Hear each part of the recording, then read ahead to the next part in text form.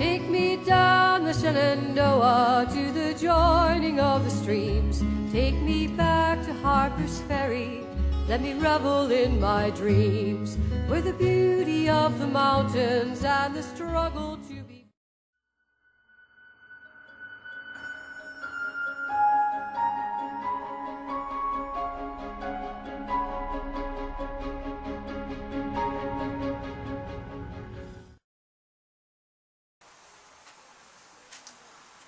Hello, I'm Dr. Bollingetz, and I'm here with you today for episode 804 of our Civil War documentary series chronicling the actions of the American Civil War.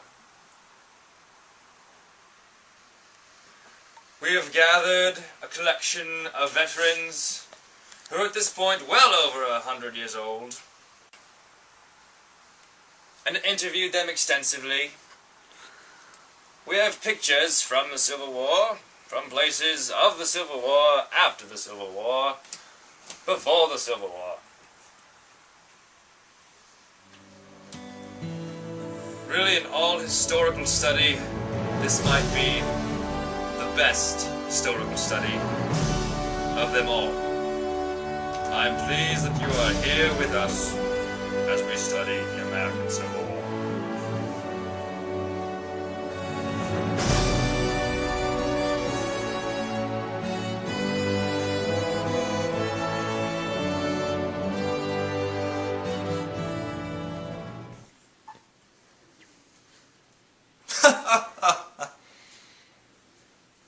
Oh, you surprised me.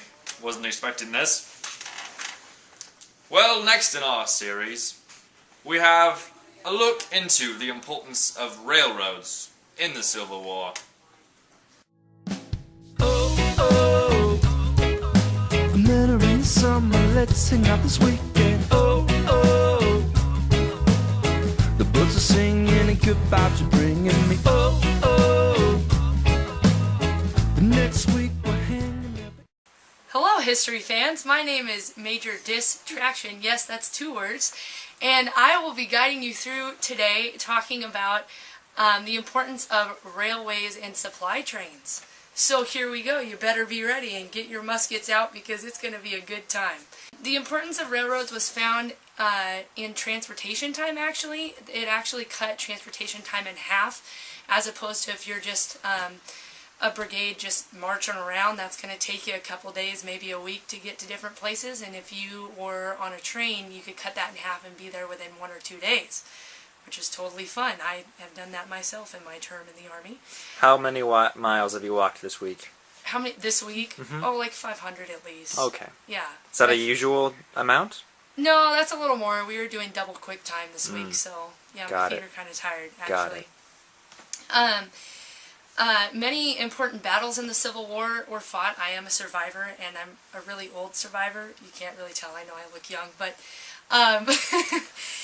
many of the battles like Antietam, 1st and 2nd Manassas, and of course Harper's Ferry were fought near towns that were railroad junctions. Harper's Ferry, which is a small river town. Take me back to Harper's Ferry. Yes. I've heard a song about that once. Yes, it's a very popular song. You may hear it on 104.7 KDUC. Anyways, Harper's Ferry is located at the junction of the Potomac and Shenandoah rivers. Yes, and Take Me Back to Shenandoah is part of that song if you've been listening to it lately. Incredible. Yes.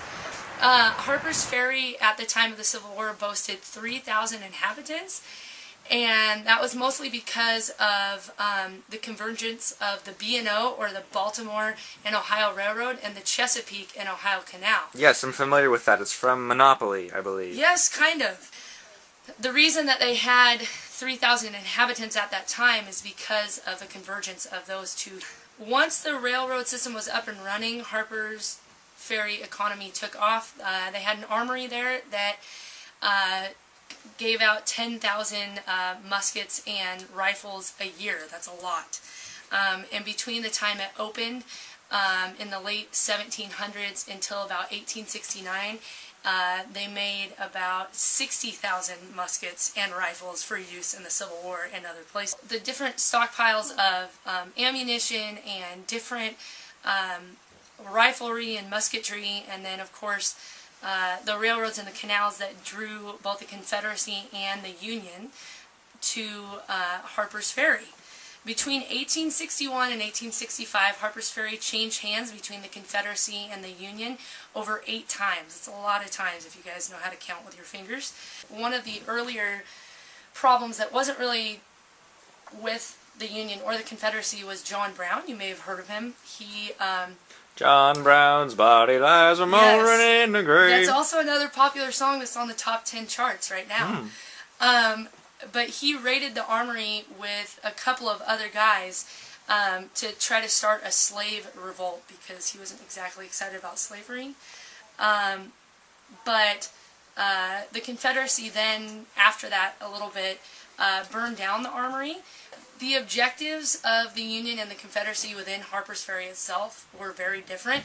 The objectives of the Union were to preserve the B&O Railroad and the C&O Canal for their use only. They did not want Confederates on that train with Union soldiers. There might be a mutiny, oh no. They also wanted to deter an invasion from the north, or of the north, by the Confederates. They feared, and it did happen, that the Confederates would come to Harper's Ferry, burn down the armory, and invade the north and go towards Washington, D.C., which is not a place that you want Confederate soldiers to be if you are a unionist, which I am. You can see my hat.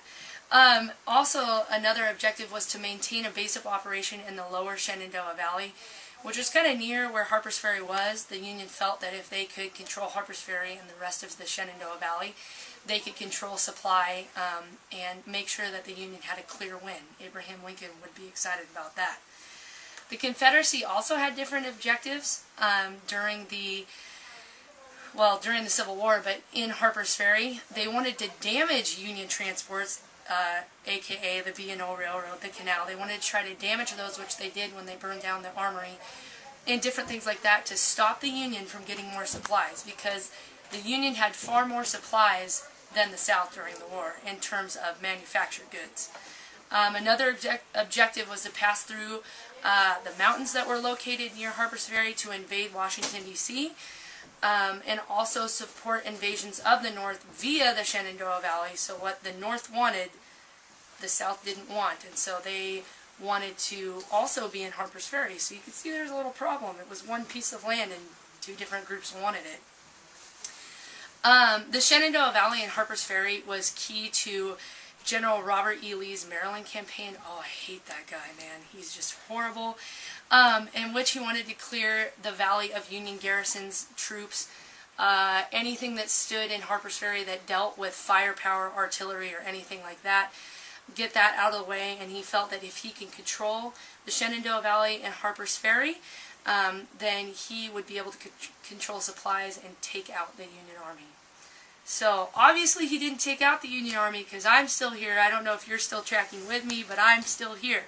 So, that's a little bit on railways. We will see you next time. Until then, Power of the raging rivers turn the wheels of trade, carried by the law. Oh, hello once again. Well, now we're going to look at the importance of artillery in the Civil War. Okay. Hello, I am Sharpshooter McGee of the 1st Sharpshooters Battalion. What are you going to talk to us about today? The importance of artillery and how artillery was used during the Civil War. The importance of artillery used during the Civil War cannot be overstated. Because of the heavy use of artillery, the Civil War was the last of the ancient wars and the first of the more modern wars. Artillery, projectiles, and cannons were used more than any other time in military history. More innovations and experimentation took place during the Civil War than during all previous wars combined. So that's a whole lot of experimentation and innovations. This mix of technology was very evident in the Ordnance Department. New tactics using artillery weapons were developed during the American Civil War, which heralded the beginning of more modern warfare. Over 500 cannons participated in the Battle of Antietam, firing over 50,000 rounds of ammunition. Now that is a whole lot of ammunition being fired. I'm sure glad I wasn't there. The cannonade was so severe that the Confederate artillery commander Colonel S.D. Lee described it as the battle as artillery hell. An artillery battle is a unit of guns, cannons, or ammunition grouped together to better facilitate a battle. An artillery battery used 6 guns, and each gun was pulled by 6 horses. The Civil War proves to be the costliest war ever fought on American soil, with approximately 620,000 killed and millions injured and or missing. Today, in the battlefield national parks, cannons represent where cannons were during the battle, and upside-down cannons represent where generals were killed.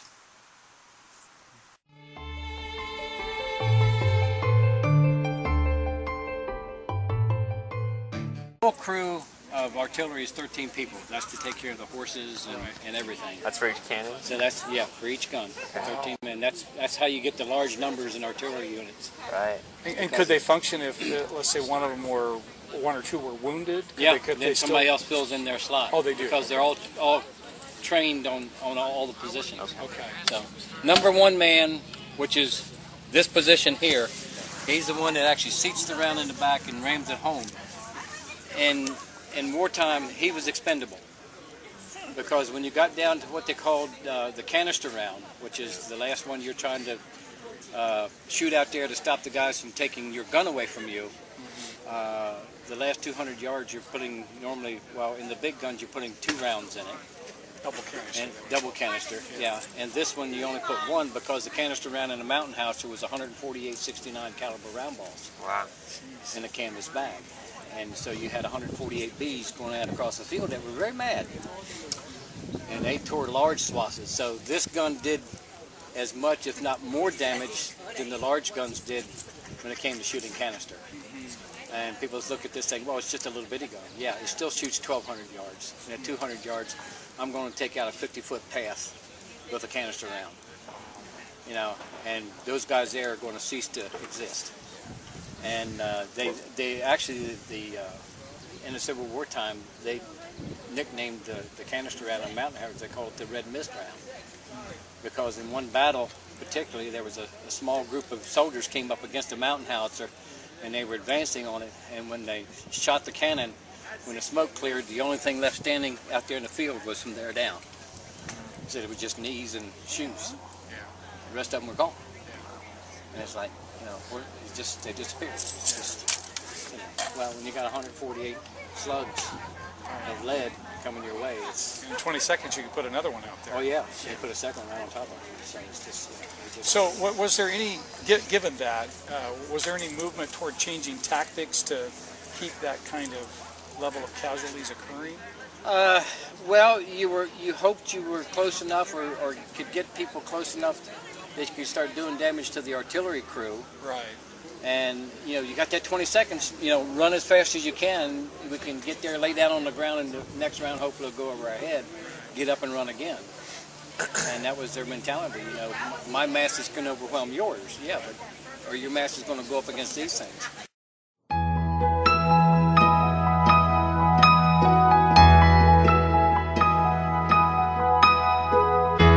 Once my dearest friend, now look at me, what do you see? A boy or an enemy? I can't see for the life of me why. And the Union, I mean, they had the gun as early as 63. Or I mean, actually, no, late 62. But they wouldn't use it because it wasted too much ammunition. Yeah. And you know, each bullet don't hit something you're shooting at. But yet you're throwing 200 slugs a minute. You know, it's like, well, what's... Well, when you've got massed troops, you would think that would be very effective. Actually, yeah, but they couldn't see that. You know, they thought, you know, the guy standing there picking somebody out and shooting at him is better than going bap, bap, bap, bap, bap, bap, bap across the field. It's just, you know, their mentality just wasn't up to the new stuff. When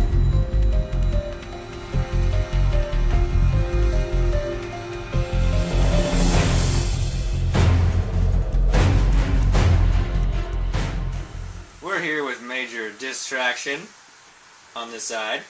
Hello. And we're here with the ever-present Commander Carly of the other side. Now we are going to explain a few battle terms and battle tactics here on our extraordinary table. As you can see, we have little armies, each of 3 divisions of 2, represented by 2 men each. Now, in this case, it's a fair fight, but in the Civil War, we know that Major Traction often had the advantage in numerical superiority. That's right. Okay, let's explain a few things now. Can you show us what it means to flank the enemy, Commander Carly? Yes, I can. I'd like to see you try. So I see them standing in lines here. What does it mean to flank the enemy?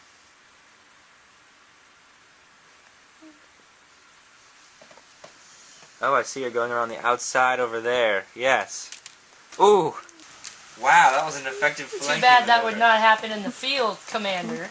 All in one shot. That was with one bullet. What do you got, Captain America over there? It's amazingly effective. So why is it good very to effective. get around the flank, if you will, and fire from that other angle? Why is it better than just standing right there in one line? Surprises the heck out of us. Yeah, I think it Tell you did. what. Yeah.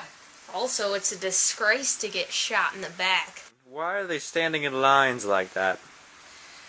Well, historically speaking, the Europeans, who most Americans were descendants of, would always stand in lines because the guns that they used back when they first came out were not long-range guns. They did not have the range that Civil War guns had. Civil War guns could reach up to 5, 10, even 15 times longer than a European gun back then.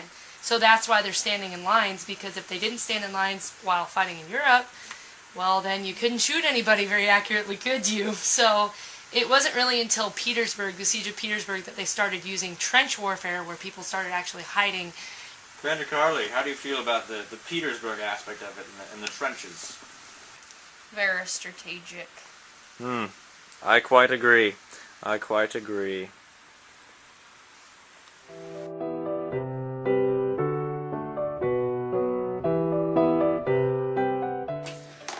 Well, one thing we want to talk about is photography. Photography was a new invention in the 1830s, 1839 specifically. And the American Civil War was really the first war that had the bonus of being chronicled by this new photographic invention. Matthew Brady was one particular American businessman who was crucial in expanding this new field. He sent multiple photographers to go chronicle the events, take photographs of battlefields just days after the actual battles took place. Now, in comparison to the Napoleonic era, in which paintings were the only way for the common person to see what battle was really like, this was a striking invention.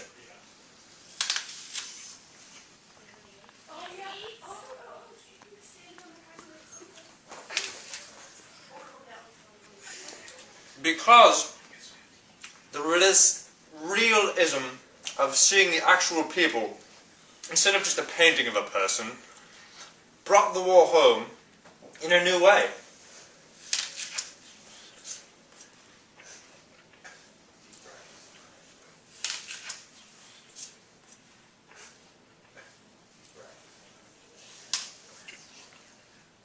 It really scared people and shocked them to see the carnage after a battle. Brady's New York studio was so busy after he opened his Antietam campaign that the lines were so long people waited for hours.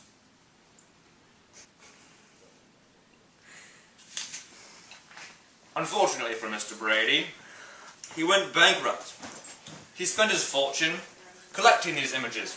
In fact, spent over $100,000 for his collection. The government purchased his entire collection for the paltry sum of $25,000, not nearly enough to pay off his debts.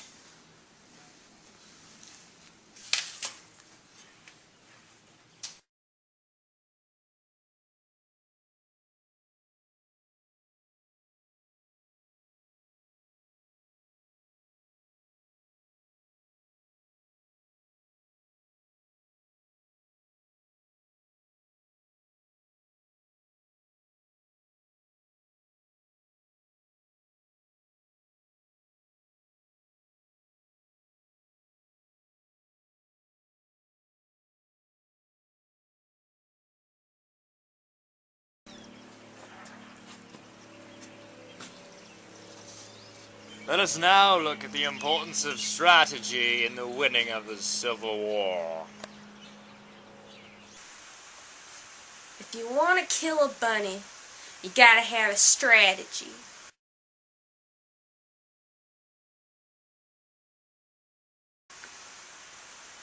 Like in the Civil War. In order to win a war, you gotta have a strategy. I cannot stress strategy. You gotta have a strategy. You gotta have more Indians than you have chiefs. Take First Manassas, for example. If you ain't got a good strategy, picnic's over, ladies and gentlemen. If you ain't got strategy, you ain't got nothing. So, First Manassas. Let's just begin from the beginning. Take McDowell in First Manassas. His strategy was to seize the railroad junction that would help him to easily access the Confederate capital. The only problem was, for McDowell, between the Union and Manassas was this little river that they like to call Bull Run. No, it's not named after a bull that was running in the river. That's not why they called it that. I don't know why they called it that. Anyways, they would have to cross this river in order to reach Manassas. But it was being guarded by 22,000 Confederate soldiers. And that's a lot of soldiers to try and pass. So McDowell's first attempt was to hit them on the right flank. So he's like, alright boys, let's get them on the right flank. So they go over, try and get them on the right flank, but that failed. See, because it wasn't a very strategic strategy. Come on, McDowell, get your stuff together.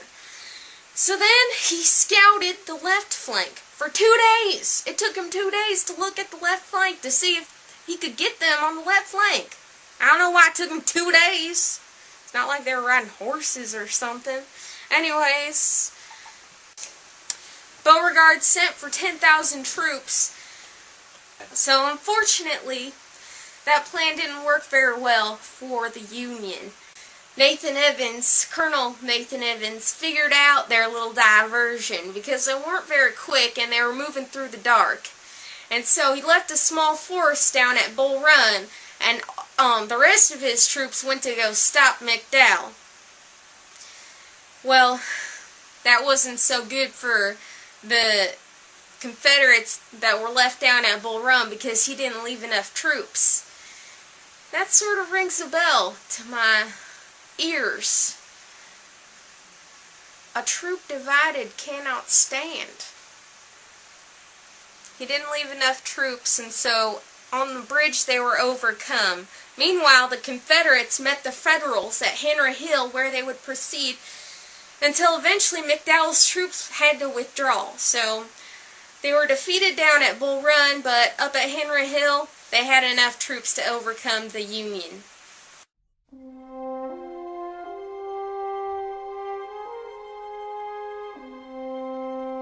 In order to have a good strategy, you have to be strategic.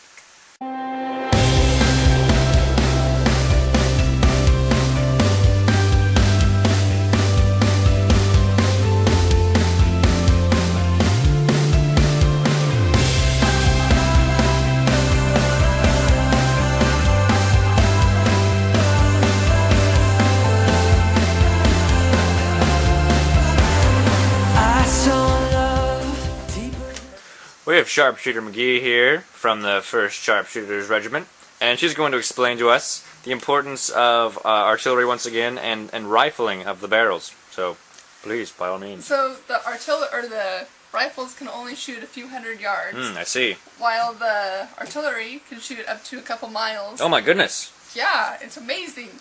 And the rifling inside of the barrels would allow it to go much farther, so that is why it was used more and more. Interesting. So what is rifling? The rifling is the little grooves that make it spin faster. Oh, I see. So it comes out spinning instead of just flat, and it spins yeah, farther. So it spins and got it. It makes it fly.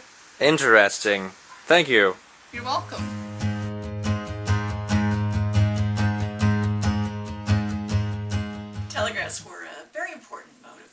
communication for both sides during the Civil War. The telegraph was invented in 1844 by Samuel Morrison and is calling Vale. Both the Union and the Confederates had details of soldiers who would string in telegraph wires behind and ahead of their lines of battle. During the entire period of the Civil War, the North and the South combined for 15,000 miles of telegraph lines. The importance of this new communication system was vital to both sides in many battles. The telegraph first and foremost allowed key generals such as Ulysses S. Grant and Robert E. Lee to communicate with their respective presidents. President Abraham Lincoln was a staunch advocate of the telegraph system.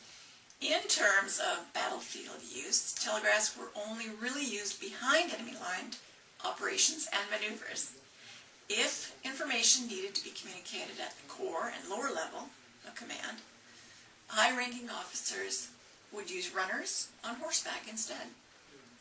The telegraph allowed communication to happen more quickly between generals and other officials. Telegraph messages were effective just as long as the lines they were being received on were not out, or worse yet, tapped into.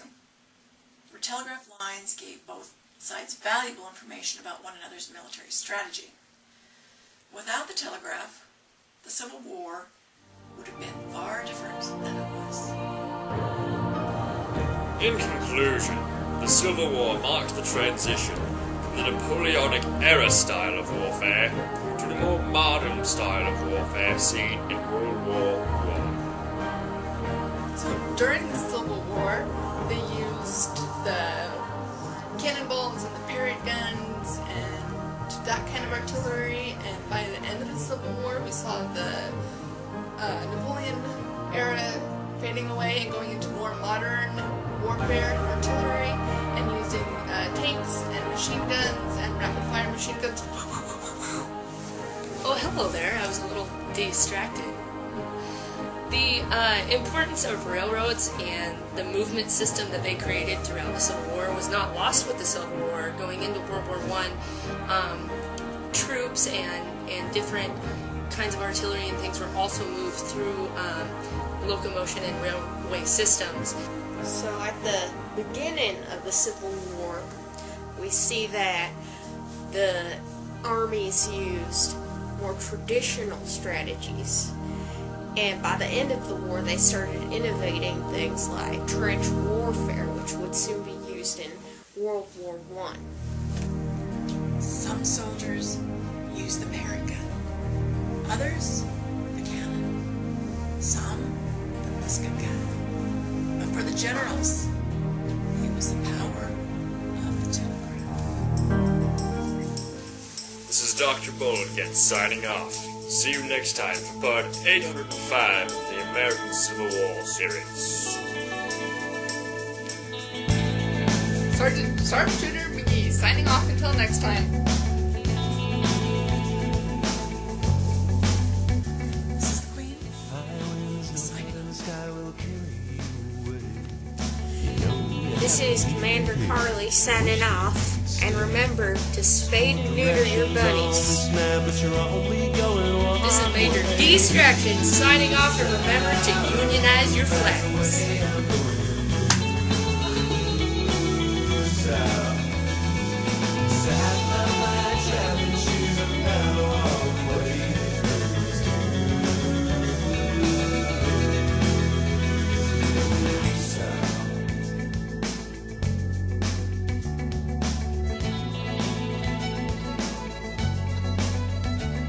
You could walk 100,000 miles and never find a home. You always knew someday you'd have to strike out on your own. You look up at the clouds and you can see which way the wind is blowing.